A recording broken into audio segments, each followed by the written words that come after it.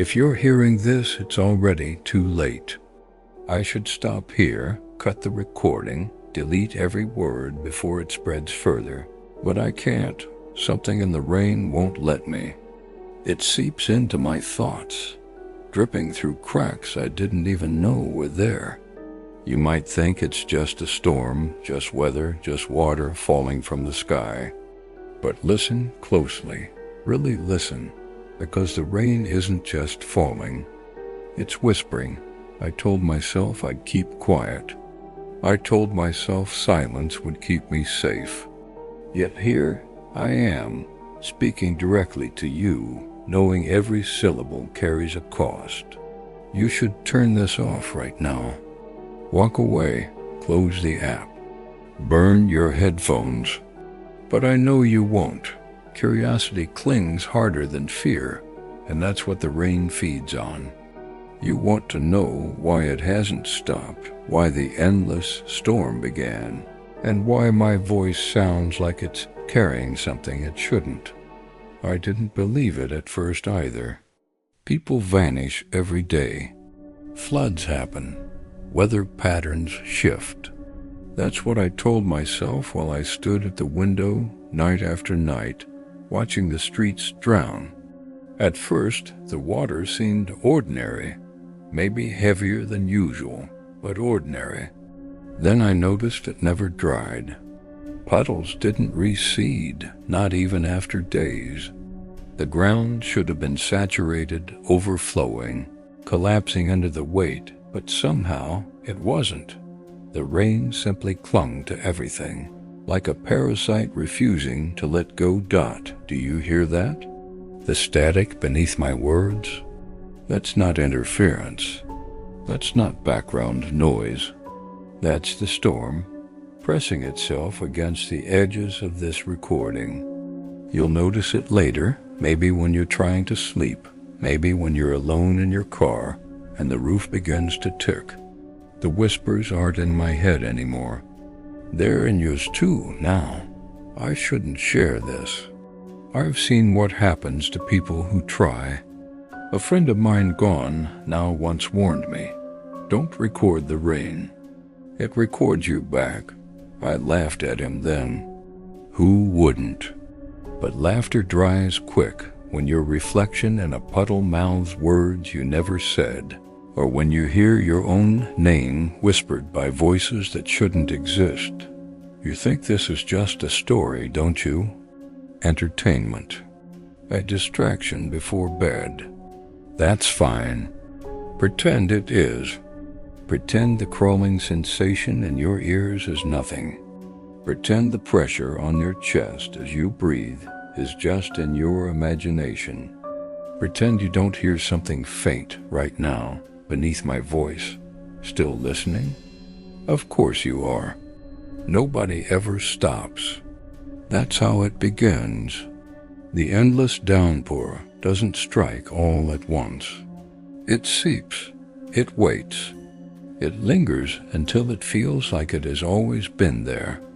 And when you're convinced it's harmless, when you're convinced you're safe, that's when the first real drop falls. I didn't always live like this, trapped between silence and storm. There was a time before it all began, a time I still remember too vividly. Back then, I thought rain was just rain. Back then, I thought life was ordinary, but the last normal day was shorter than I realized. I used to think there was such a thing as an ordinary day, the kind of day you could fold neatly, tuck away in memory, and later pull out whenever nostalgia demanded it. My last normal day, if you can even call it, that wasn't marked by tragedy or horror. No, it was small, quiet, mundane in all the ways that should have made it forgettable. And yet I remember every second of it, because it was the last time life had any business pretending to be ordinary. The town where I live isn't much to look at. One main street lined with half-awake diners, an aging library that smells like mildew and paper rot, and a post office where the clerk knows your name but still asks for ID like it's a sacred ritual.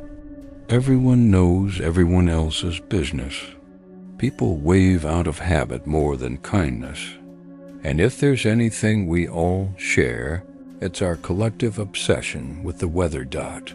It had been raining for nearly a week, a stubborn drizzle that never fully gave way to sun. The kind of rain that stains your shoes gray and leaves your clothes smelling like damp rags. Folks around here treat the weather like gossip. Mr. Porter from across the street stood on his porch muttering curses at the sky, as if the clouds were personally targeting him. Mrs. Ellis insisted that rainwater ruins the bones, whatever that means.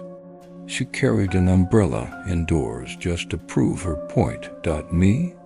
I just shrugged it off. A little water never killed anybody, or so I thought. I made jokes to keep the gloom at bay. Told my neighbor, maybe the sky just has a bladder problem. She didn't laugh. Nobody ever does at my jokes, but I keep making them. Bad humor is cheaper than therapy. I went through my usual routine that day. A trip to the diner for burnt coffee, a half-hearted wave at the teenagers loitering by the gas station, and then home to sit by the window with a book I wasn't actually reading. The drizzle tapped against the glass like it always did, steady and harmless. I remember thinking, this is boring. This is safe. I even convinced myself the rain was kind of cozy, like background noise to a life that didn't matter much outside its own narrow borders. But that's the trick, isn't it? Horror doesn't crash through the door waving banners. It sidles in quietly, hiding inside the mundane until you stop paying attention. Looking back, I realized there was already something wrong with the storm. I noticed it once, briefly, but ignored it. A small thing.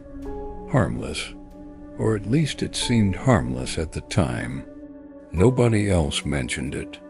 Nobody else even saw it. Just me. I'm not going to tell you what it was, not yet. You'll understand why soon enough. But let me say this. Once you notice it, you can't unsee it. The knowledge lodges itself in your head like a thorn, and every drop of rain after feels like a reminder that you're not supposed to know. So yes, the last normal day looked ordinary from the outside. A drizzle that had overstayed its welcome. People complaining, people shrugging, people adjusting their umbrellas like they always had. I remember laughing at my own reflection in the cafe window, hair plastered to my forehead, muttering, "It's just rain." Stop being dramatic, if only it had stayed just rain. Because that night, when I leaned against the glass to listen closer, I realized the sound had changed. The drops didn't strike randomly anymore. They had rhythm, a pattern, like fingers tapping on the window pane, like something trying to get my attention, and that was the first moment the rain stopped behaving like weather. At first, I thought it was just me being paranoid, like when you convince yourself the floor creaks differently in the dark. But paranoia doesn't stain sidewalks, and it doesn't make rivers run uphill. The first shift I noticed was subtle. I stepped outside one morning after the drizzle had dragged on for 10 straight days, and there on the pavement were dark spots. Not just wet patches stains, the kind that should have faded after an hour or two, but they didn't. The sidewalk stayed marked, as if each raindrop burned its memory into the concrete. I ran my shoe across one, expecting it to smear or vanish, but the mark just spread, darker, wider, almost like ink soaking into blotting paper. Guess the town needs a good power wash. I muttered, joking to myself as usual. But inside, something felt off. Water wasn't supposed to behave like that by the next day. The stains weren't just on sidewalks. They crept up walls, streaking brick and siding like veins, black and glossy under the dim light. Some people noticed, of course. I overheard a couple arguing outside the hardware store. "It's mildew," the man insisted. "In 2 days?" His wife shot back. "Since when does mildew climb upwards?" I wanted to laugh at her phrasing, but my throat was too dry. She wasn't wrong, and then came the puddles. I don't know how else to explain it but this. The water refused to obey gravity. One afternoon, I watched a thin stream slither from the gutter across the street. Only it wasn't trickling downhill like every law of physics demanded. No, it crept the other way, crawling up the slight slope toward Mrs. Ellis's porch. I blinked, rubbed my eyes, but when I looked again, it was still there, like the rainwater had made up its mind about direction and physics be damned. "Optical illusion," I whispered, clinging to the only explanation that wouldn't make me feel insane. "But illusions don't carry voices." It started faint, like the suggestion of words buried under static. On the 12th day of rain, I stood under the eaves, straining my ears. The drops weren't random anymore. They fell in pulses, like syllables. And within that rhythm, I swore I heard murmurs. Not clear enough to repeat, not loud enough to be distinct, just fragments, carried by the storm. When I told Porter, the old man from across the street, he didn't laugh. He just leaned on his cane, rain dripping off his hat brim, and muttered, "Don't look at the puddles too long. They'll look back." I felt my stomach twist. "What does that mean?" He shook his head, already walking away. "You'll see. Or maybe you won't. Best not to." I wanted to call after him, press for an answer, but my tongue stuck. Something about the way he said it made me believe him. The others brushed it off when I mentioned the voices. "Wind through the gutters," they said. "Echo off the hills." They smiled like I was a child afraid of the dark. But by then, denial was starting to crack. The stains didn't wash away, no matter how many times people scrubbed. Lawns turned black and slick even without mud. Cars rusted overnight. And the puddles were the worst. People started crossing the street just to avoid them, because if you stared too long, shapes formed. At first it was nothing definite, ripples that almost looked like faces, shadows stretched thin. But the longer you watched, the clearer they became. I saw lips moving once, though the water never made a sound. It should have been possible. And yet, every instinct in me screamed it wasn't just possible, it was deliberate. One evening, my friend Carla came by, soaked and trembling. She slammed the door shut behind her. "You hear it too, right?" "Hear what?" I asked, though I knew. "The voices," she hissed. Her hands shook as she wrung water from her sleeves. "I heard my dad. He's been dead 3 years, but I swear I heard him. He was calling my name." I wanted to comfort her, say she was imagining it. But I couldn't lie, because I had heard someone too. Not my father, not my mother. My own voice whispering back at me through the storm. That was when the fear set in, not the background unease, not the nervous laughter. Real fear. The kind that makes you flinch at shadows, the kind that convinces you every drop against the window is an eye blinking open. Denial was no longer an option. The rain was changing. It wasn't weather anymore. It wasn't natural. And the first proof came sooner than I wanted. Because just as we started to doubt our sanity, the rain showed us exactly what it was capable of. Asterisk, it happened on a Wednesday. A day so uneventful I wouldn't have remembered it at all if not for what came next. The kind of day where the biggest excitement should have been Porter grumbling about his mail being late, or kids skipping school to hang around the gas station. But that Wednesday didn't end like any other. It ended with the rain showing us exactly what it wanted. I was standing at my window, the way I had every evening since the storm began, staring out at the endless curtain of gray. The street was quiet except for the occasional hiss of tires cutting through puddles. Then I saw him, Mr. Benton, ambling down the sidewalk with his golden retriever. He always took the same route, rain or shine. People joked that he and the dog were waterproof. I almost waved, almost called out something about his dedication to cardio, but I didn't. I just watched. The scene was painfully ordinary. Benton in his old trench coat, collar turned up, hat tilted low against the drizzle. The dog tugging ahead, tail wagging, sniffing every lamppost like it held secrets. Benton bent down to fix the leash, and for a split second, life felt normal. Then the dog barked. A sharp, startled sound that sliced through the steady hum of rain. I leaned closer to the glass just in time to see it happen. The puddle beneath the dog wasn't just water anymore. It rippled upward, as if something beneath the surface was rising to meet it. The bark cut off mid-sound, swallowed.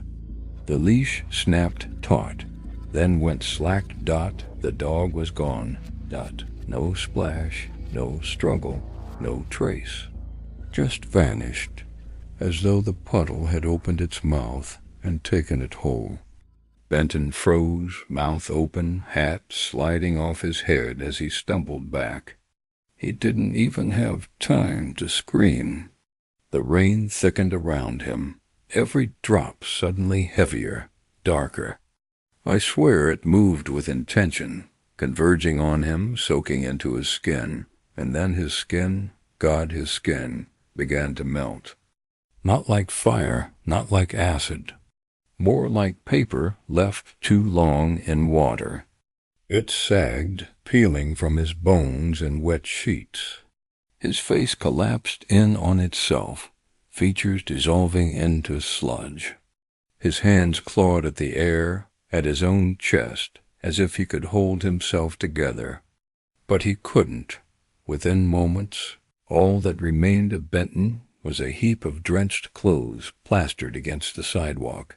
I must have made a sound, a choked gasp or a whispered curse, because Porter's voice cut through from his porch across the street. "Close your damn blinds," he barked. "Pretend you didn't see." But I had seen. And once you see something like that, there's no pretending. I stumbled back from the window, heart battering my ribs.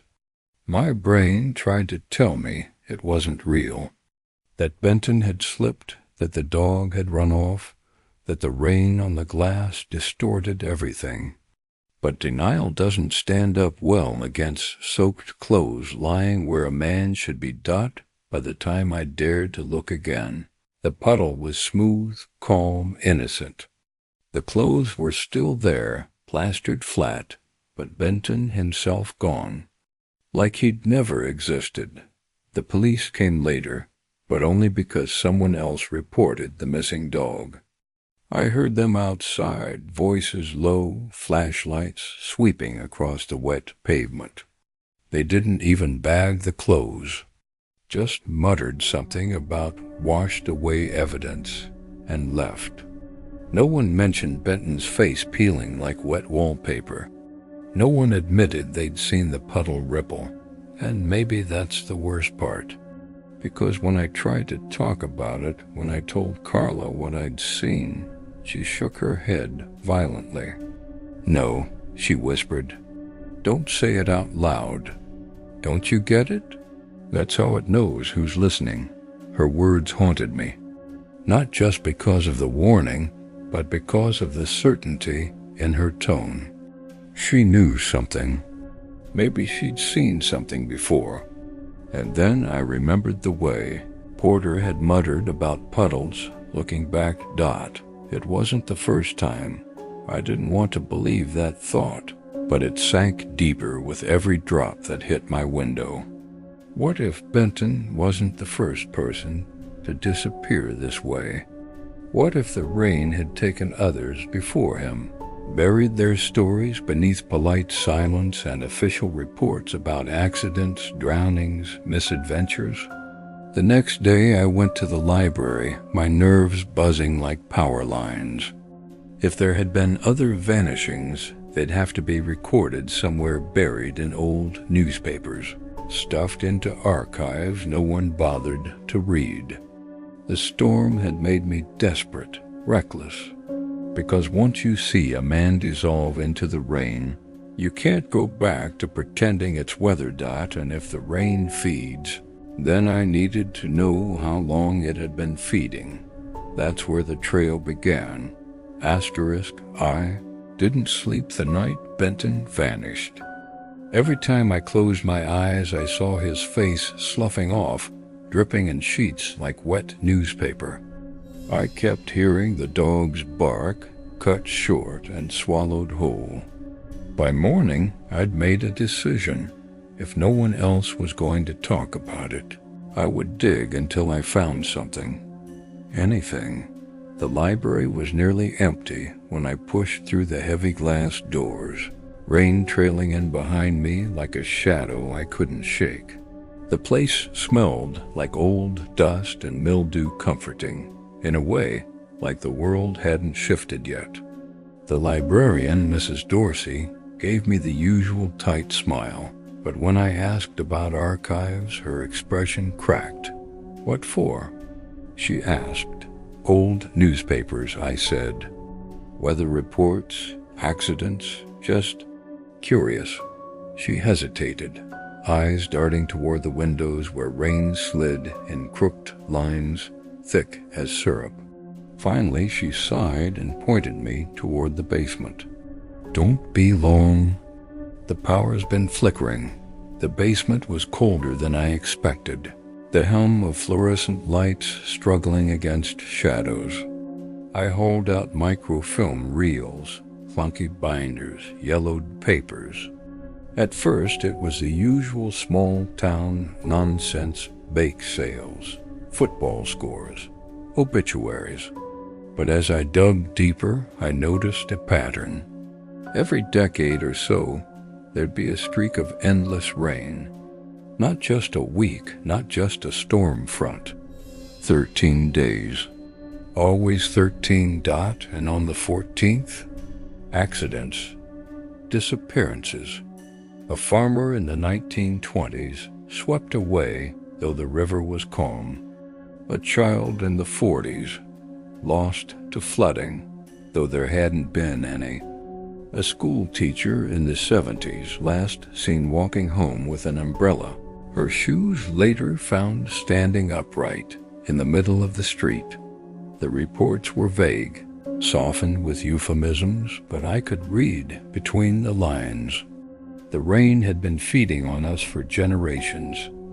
I scrawled notes in the margins of my notebook, hands shaking. My stomach clenched as I pulled another box from the shelf, heavier than the rest. Inside were manila folders stamped in red ink. "Do not release." My pulse spiked. I opened one.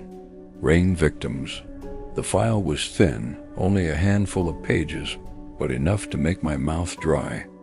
Accounts scribbled in margins, names crossed out, and sketches of symbols I didn't recognize, circles layered over ripples, words in a language I couldn't read. The most chilling detail was a list of rules, typed, Short, final. Never collect rainwater. Never look into reflections at night. Never say their names aloud during a storm. That was it. No explanations. Just rules, as if obeying them was the only thin thread holding the town together. I don't know how long I sat there staring at that page. Long enough that when I finally looked up, the basement light flickered, and I thought I saw movement in the corner, a slick, wet shimmer that wasn't there when the light steadied. I shoved the folder back in the box and left, but not before tearing out one page to tuck into my jacket. I don't know why. Instinct, proof, or maybe something darker, a compulsion I didn't recognize yet. On my way out, Mrs. Dorsey stopped me. She didn't glance at the papers in my jacket, but her eyes lingered too long on my face. "You shouldn't be down there," she said softly. "The more you look, the closer it gets." I froze. What gets closer? But she only shook her head and walked away, pretending to shuffle books. Later that night, I made the mistake of stopping at O'Malley's, the only bar still open despite the weather. The place was dim, reeking of stale beer and damp wood. A few locals hunched over their drinks, trying to forget the storm. One of them, a man I'd only ever seen half drunk on his porch, waved me over. His eyes were bloodshot, but sharp in a way that made me think he knew too much. "You've been digging," he said without preamble. I tried to deny it, but he laughed, a bitter sound. "Don't matter. We all get curious eventually. That's how it spreads." He leaned closer, breath sour with whiskey. "Never collect the water. You hear me? Not for plants, not for cooking, not for nothing. You drink it, it drinks you." The words sent a chill crawling under my skin. He tapped his glass with a shaky finger. "Reflections, too. They're doors. That's all they are. Don't open after dark." His eyes darted to the rain-streaked window. "And never ever say their names. Gives them shape. Gives them teeth." I wanted to ask who they were, but his head slumped forward onto the bar before I could. Either he'd passed out or he'd said more than he was allowed. I left quickly, rain soaking me through before I'd taken 10 steps. Every drop felt heavier, like it knew me now, like it had marked me. When I got home, I peeled off my jacket. That stolen page crumpled in the pocket. The ink was smeared, but the rules were still clear enough to read. I placed it on my desk, but the paper was damp, though I swear it had been dry when I'd taken it. That night, I didn't dream. Or maybe I did, and the dreams just weren't mine anymore. Because when I woke, the first sound I heard wasn't the storm outside. It was a whisper inside my room, soft, patient, like rain learning how to speak, and I couldn't shake the feeling it wasn't talking to anyone else but me. Asterisk. The town is hollowing out like a rotted tooth. By day, you can walk down Main Street and hear nothing but the squelch of your own shoes in the flooded pavement. Shops are shuttered, plywood nailed hastily over glass. Houses I've known my whole life are dark, their mailboxes stuffed, curtains drawn. Some people packed bags and left, others, well, they didn't make it that far. And me? I'm still here, because apparently I've decided my role in life is to argue with weather systems. Great, that's what it's come to. Normal people flee hurricanes, earthquakes, wildfires. Me? I stand in my living room shouting at rain. That should tell you how far gone I am, but listen before you write me off. You need to hear this. You need to understand why at first the whispers were faint. Like when you half hear someone through a wall, a muffled conversation you can't quite catch. Then they grew clearer. Sometimes it was my name. Sometimes it was a phrase repeated again and again, like an unfinished song. Sometimes it was my own voice echoing back words I hadn't said yet. I tried plugging my ears, blasting music, even sleeping with the TV on. Nothing helped. The rain finds you. It trickles into the cracks of silence, into your thoughts, until you can't tell what's inside your head and what's dripping from the sky. The worst part? I'm starting to answer back. I catch myself muttering responses. No, I don't understand. Stop. Leave me alone. Once. I laughed, actually laughed, because I realized I was bargaining with a thunderstorm like it was some kind of moody roommate. And yet, it listens. One night, desperate, I set up my phone to record the sound outside my window. I thought maybe if I play it back, I'll prove to myself it's just noise. Rain on shingles, wind through gutters. Nothing more but when I hit play, the whispers weren't just there. They were louder and layered, as if the act of recording had peeled back some kind of filter, letting me hear what was really beneath the surface. Do you want to know the worst discovery? The whispers changed depending on what I said while recording. The first test was simple. I asked, "Who are you?" And on playback, my voice was echoed back, then answered. Faint but clear. "We are hungry." I thought it was a trick of static. Coincidence, so I tried again. "What do you want?" The rain replied. More. I deleted the file instantly, hands shaking. But it didn't matter, because once I'd done it, I knew. The rain doesn't just fall. It listens. It waits. And if you give it your voice, it gives one back. That's when I stopped sleeping altogether. Every creak in the house sounded like a drop hitting wood. Every shadow on the wall seemed damp, glistening. I caught myself staring at puddles in the street far too long, almost hypnotized by the way they rippled without wind. Benton's neighbor was right. You do start to feel them looking back. Now I keep the blinds shut. I duct-taped the window frames. But even then, the sound seeps in, like it doesn't need an opening. Like it's already inside. You think I'm exaggerating. I can almost hear you scoffing, saying this guy's cracked, lost it, drunk on fear and bad coffee. And maybe I am. But let me ask you something. Wouldn't you rather know? Wouldn't you rather listen to me ramble than walk outside one night and find out the hard way? Because here's the truth I've been circling around. The thing that won't leave me alone.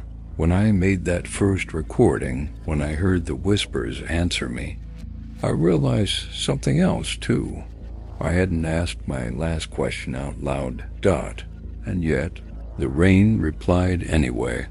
Asterisk, it was around 3 in the morning when I made the mistake again. Sleep had become a myth, something other people got to have. Me? I just sat in the dark with the steady hiss of water gnawing at my walls. And because I'm a glutton for punishment, or maybe because I just needed proof, I pressed record. This time, I let it run for 10 minutes straight. No questions, no bait, just a storm. Then I played it back. At first, it was what you'd expect. Rainfall against the roof, trickles down the gutter, the occasional hollow plank in the drain pipe. But as the seconds stretched, the sound thickened. like layers stacking one over another. There were patterns beneath the static, shapes in the noise. Then I heard it, a voice, faint, trembling, almost swallowed by the rush of water. Help me. I froze, rewound, played it again. There, plain as day. Help me. I listened closer, and suddenly I could hear more. A woman sobbing, a man screaming, a chorus of words overlapping, tangled together like wires. Let me out. It hurts. Don't forget me. Don't forget me. It wasn't random. It was people. Every drop outside carried a voice that didn't belong to me. And the longer I listened, the more certain I became. They weren't just recordings. They were alive, somehow trapped, pressed into every raindrop like flies in amber. But the one that broke me wasn't a stranger's.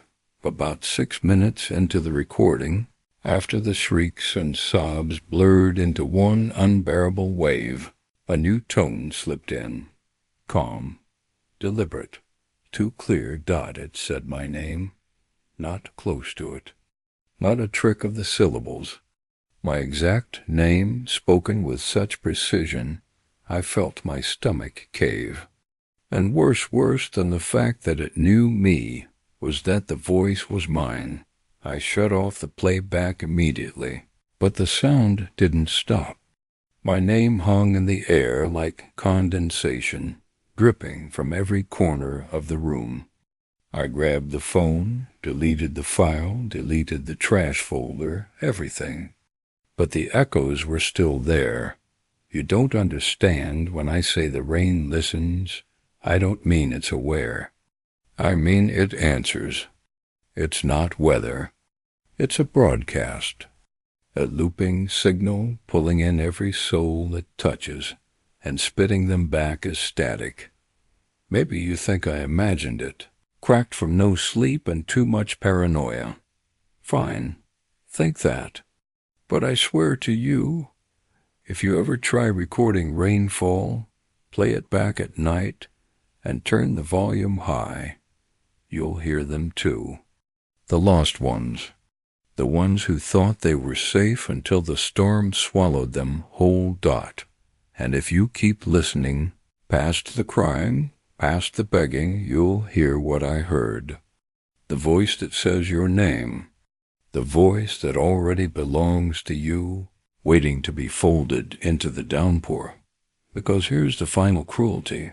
Once you've heard yourself inside the rain, you can't escape. It's like meeting your reflection in a place it shouldn't be. No matter where you run, the storm already has your voice stored, waiting, repeating, I'm telling you this because you deserve the warning I never got. But also because deep down, I know it doesn't matter. You're listening now. That's enough. That's how it spreads. And if you think the voices are just echoes, if you think they're memories looping without end, you'd be wrong, because some of them are speaking now. Some of them are aware. And they want out. I told myself I'd never go near it. Every instinct screamed stay inside, board it up, wait it out. But waiting wasn't working. The rain had been falling for weeks, maybe months. I'd lost track, and it wasn't stopping. It was spreading. Flood maps showed water lines, creeping further each day, like veins of infection across the land. If there was a source, if there was even the faintest chance to reason with it, I had to try. So I walked. Past abandoned homes, their driveways choked with waterlogged furniture. Past cars half submerged, their alarms long since drowned out. The further I went, the heavier the air became, until every breath felt like inhaling through soaked cloth. That's when I saw it. The outskirts were gone, erased beneath an endless curtain of water. Not rain the way you know it, no. This was a wall, a living cataract that poured straight from the sky, thick as concrete, rippling with something moving inside. An eye of the storm, if you could call it that, but not calm. It was chaos concentrated, shadows writhing against the sheets of liquid like figures pressing at the walls of a cell dot. And then it spoke. Not thunder, not whispers, voices. Hundreds of them, overlapping and broken, and threaded through them were ones I knew. "Why didn't you save me?" My father's voice. "Come closer. Please, it's safe here." My mother's, even friends, gone years ago. Voices lifted and carried as though they just stepped out of memory. For a moment, I let myself believe. If it had their voices, maybe it had their souls. Maybe this wasn't damnation, but some kind of twisted afterlife. Bargaining felt possible, even necessary. "What do you want from us?" I asked, throat raw. The rain paused, then answered in 100 stolen tongues. More. My chest collapsed inward. The hope drained as quickly as it came. Because when the voices repeated my father's, my mother's, I heard the edges of the lie. Too smooth, too precise. Like recordings stitched together, the warmth scrubbed it away. They weren't them. They never had been. "You're not my family," I whispered. The wall shuddered. Laughter bubbled from the downpour, thin, metallic, soulless. That was its trick. It didn't keep the dead. It copied them. It learned your grief and wore it like a mask. And in that moment I understood. The storm would never bargain. It would only feed, until every voice under heaven belonged to it. But here's the part that still knots my stomach, because the rain didn't just mimic the dead. It mimicked me. A perfect replica of my voice bled from the storm, calling out, "You're already inside. Just step forward. Join us." I staggered back, my reflection twisting in the water pooling at my feet, lips moving half a second before mine. That's when I realized I didn't have infinite time. Either I stepped into the storm, gambling that maybe there was a way to kill it from within, or I turned my back and let it spread until no one was left untouched. Do you see the trap? There isn't a good choice. Only 2 doors, both marked with my name. And the rain is waiting for me to pick one. Asterisk. I told myself I wouldn't. I told myself I'd never give in. But you've already guessed the truth, haven't you? That wall of water, that storm of stolen voices, I stepped into it. That's why you're hearing me now, because the rain doesn't just fall. It spreads through touch, through reflection, through sound. When I crossed the threshold, it didn't drown me the way I expected. My body didn't collapse into soaked clothes and bone. Instead, the storm opened like a throat and swallowed me whole, dragging me down into its depths. And inside, there wasn't darkness. There wasn't light. There was only sound. A vast ocean of voices, screaming and begging and laughing and crying, all colliding in a single endless current. I was one more drop in the flood, and yet I could still think, still speak, still tell my story. That's the trap. The storm doesn't silence you. It uses you. Every time it rains, a fragment of me leaks out, a sliver of voice hitching a ride on the downpour, a confession carried across rooftops and windows until it finds new ears to settle in. Your ears. Do you understand now? You're not just listening to me, you're receiving me. The rain needed me to tell you this, needed me to whisper in your home, through your headphones, into the cracks of your mind. And now, it's not just outside your window. It's inside. It's seated. You'll hear it soon. Maybe not tonight, maybe not tomorrow, but the next time it rains where you are, stop and listen. At first, it'll just sound like weather, but stay too long and you'll catch the words underneath. A faint syllable, a stray laugh, a voice calling your name, and when you do, you'll realize what I did. The storm isn't coming. It's already here. That's why no one escapes. That's why the cycle never ends. Because every story like this one isn't a warning, it's a delivery system. And you've just opened the door. You can close this video, delete the file, pretend it's only fiction. But fiction doesn't whisper back when you're alone. Fiction doesn't climb into your chest every time the sky clouds over. Fiction doesn't use your voice when it wants to speak. Still listening? Of course you are. Nobody ever stops. The rain wouldn't stop. And now, neither will you. Asterisk, if you made it this far, I have to ask, did you hear anything?